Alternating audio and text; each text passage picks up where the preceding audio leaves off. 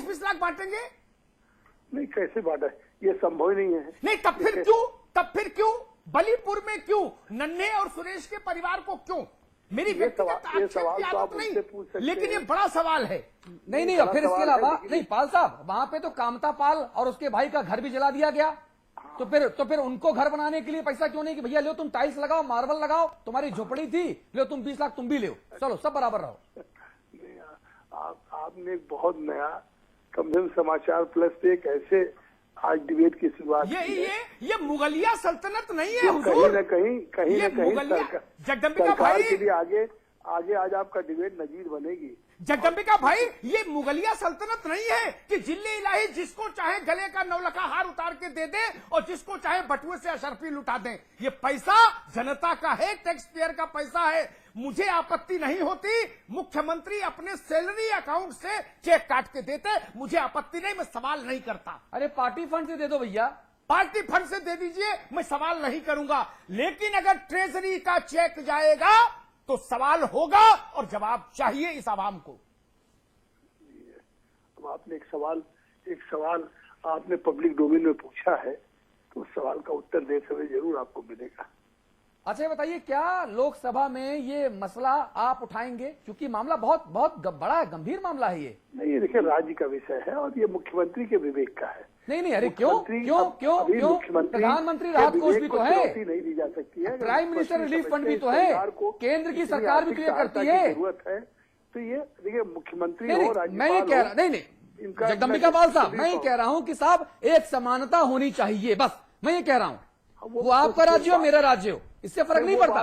उस बात को आप एक मौलिक रूप से एक सवाल उठा रहे हैं। हाँ। वो बात विचारणीय है, इसमें कोई दो राय नहीं जो बात आप। तो मैं यही तो कह रहा हूं कि जब देश की सबसे बड़ी पंचायत संसद देश के लोगों के लिए, राज्य के लोगों के लिए एक बार नियम कायदा, अमिताभ जी, नियम कायदा तय करती है, वहां बहस होती है, मुद्दों पर गंभीरता से सकारात्मक विचार होता है। तो इस मुद्दे पर अगर ये मौलिक प्रश्न है तो विचार क्यों नहीं हो सकता, क्यों नहीं होना चाहिए? ये मुख्यमंत्री के अधिकारों को लोकसभा में बिल्कुल चुनौती नहीं दी जा सकती। नहीं, दूसरी बात कह रहा हूं पाल भाई, मैं ये कह रहा हूं देश के स्तर पर एक ऐसी व्यवस्था बननी चाहिए कानून की सैंक्शन के साथ लोकसभा में, संसद में, जो एक मार्गदर्शी सिद्धांत हो कि सैन्य बल का अधिकारी शहीद होगा ये मुआवजा होगा, प्राकृतिक आपदा होगी ये मुआवजा होगा, तो कम से कम नेता बंधे तो कहीं। विवेक का अधिकार से निर्द्वंद विचरण करने का अधिकार नहीं ना, संविधान के दायरे में भीतर भी रहकर पाल साहब उसका एक ब्रैकेट बना दिया जाए कि साहब 1 से लेके 3 लाख, 3 से लेके 5 लाख, 5 से लेके 8 लाख, 8 से लेके 10 लाख।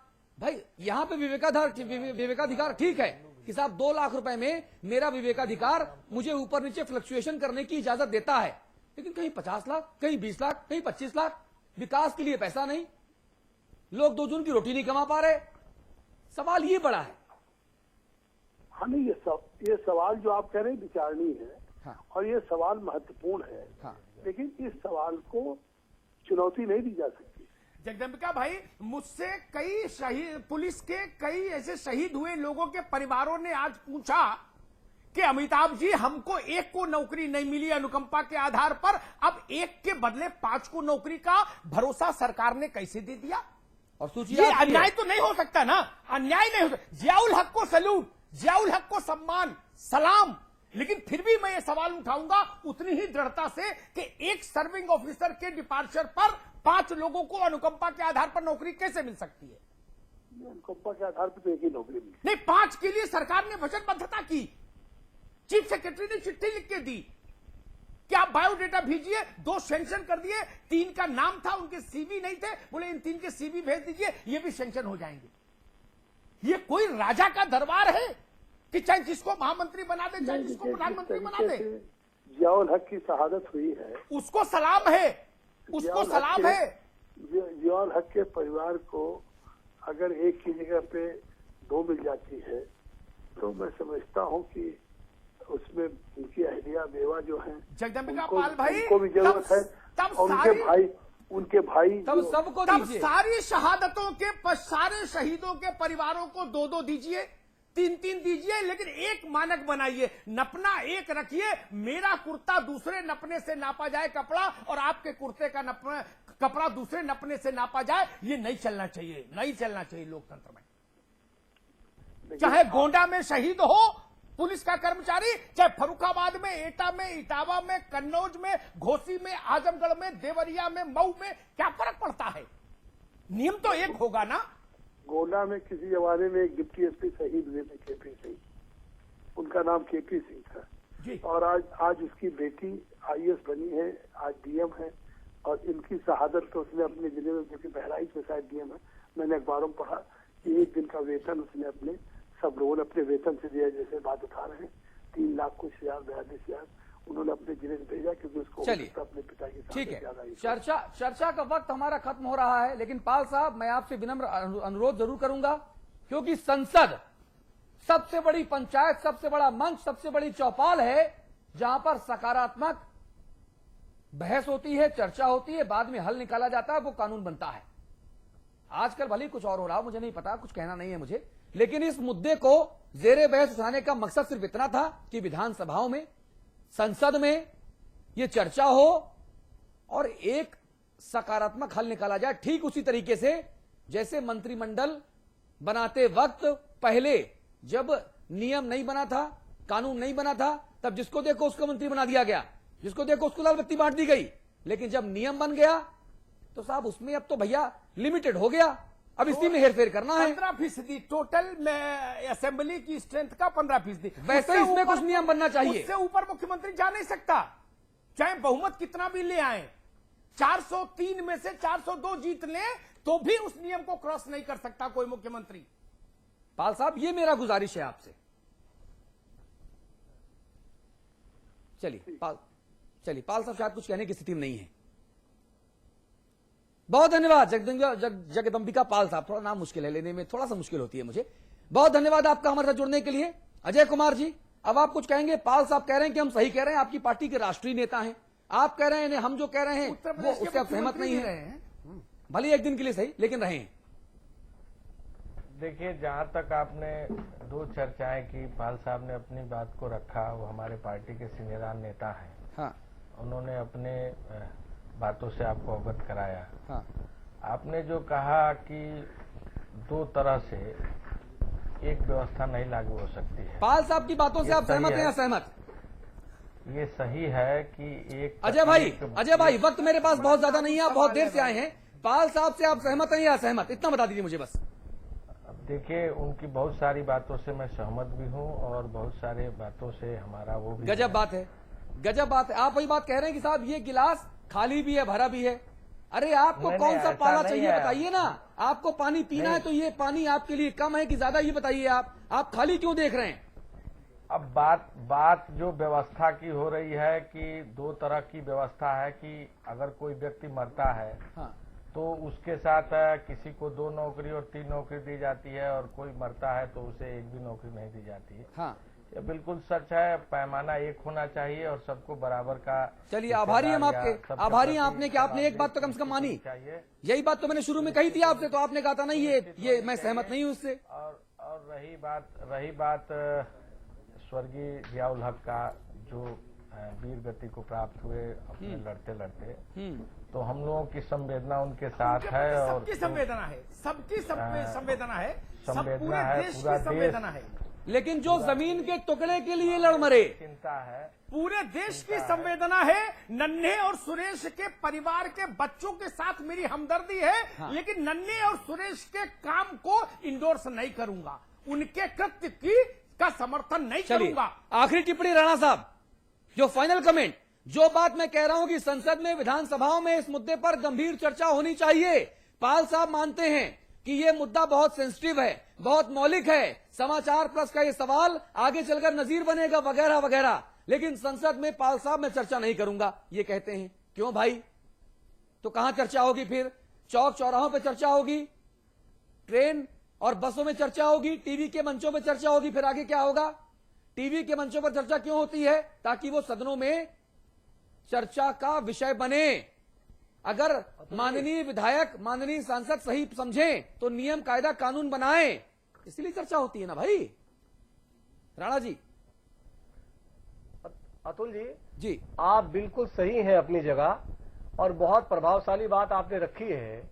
और इससे सबसे बड़ी जो गंभीर समस्या आने वाली है वो ये आने वाली है, बात मुआवजे की नहीं है। आपने 50 लाख रुपया मुआवजा दिया, उसके लिए हम आपका धन्यवाद करते हैं। आपने 40 लाख रुपया मुआवजा दिया, उसके लिए हम आपका धन्यवाद करते हैं।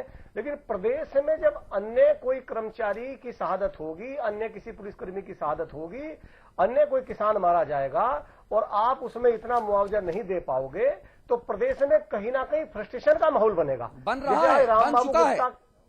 कल एक खबर आई जिसमें 42 लोगों ने इच्छा मृत्यु मांगी। क्यों? क्योंकि उनको अनुकंपा नियुक्ति नहीं मिलेगी, वो भुखमरी की कगार पर है।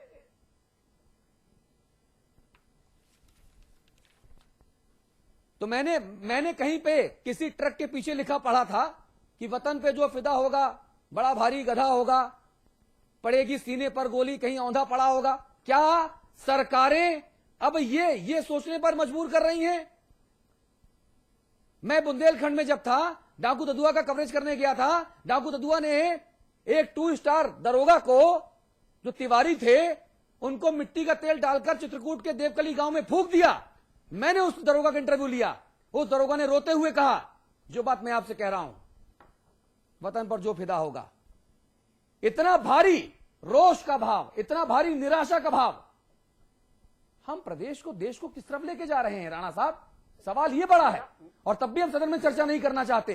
क्यों भाई? मेरा इसमें कहना यह है कि आप किसी की शहादत को रुपयों से नहीं तोल सकते। बिल्कुल ठीक बात। आप शहीदों का सम्मान करो। अरे यदि सैनिक का सिर कटता है और आप उसके शव पर 3 दिन 4 दिन बाद पहुंचते हैं, ये आपके मनों की संवेदनशीलता को प्रकट करता है कि आपकी शहीदों के प्रति क्या संवेदनशीलता है। ठीक बात है, संवेदनशीलता को प्रकट करता है कि आपने देखा वहाँ वातावरण इतना एक तरह से आक्रोशित हो गया। ठीक बात है। अमिताभ जी, संवाद की टिप्पणी प्लीज। देखिए, सबसे पहले मैं जहां से बात शुरू की थी उसी को फिर रिपीट करूंगा, क्योंकि मैंने जब इस मसले को चुना तो मैं इसके नाजुक मिजाज को समझ रहा हूं। नहीं तो मेरी बात दूसरे संदर्भों में यूज कर ली जाएगी उत्तर प्रदेश भर में। जियाउल हक की शहादत को सलाम, कोटि कोटि सलाम। परवीन आजाद के देखरेख की जिम्मेदारी शासन ले, इसकी वकालत, इसके पक्ष में हूं। लेकिन उतनी ही दृढ़ता से, जितनी दृढ़ता से जियाउल हक की शहादत को नमन करता हूं, उतनी ही दृढ़ता से कहूंगा कि कोई मुख्यमंत्री मुगलिया सल्तनत का बादशाह नहीं हो सकता।